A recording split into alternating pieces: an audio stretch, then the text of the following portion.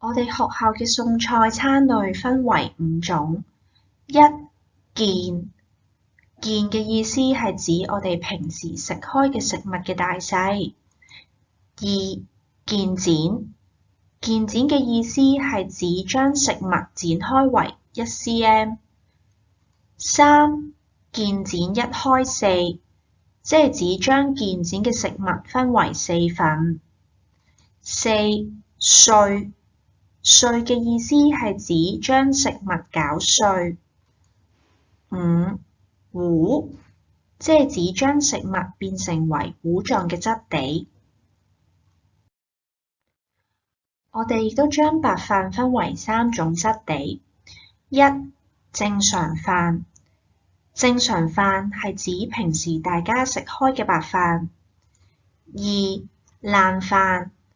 意思即係指比較軟身嘅飯；三、糊飯，糊飯嘅質地就係好似結身嘅粥。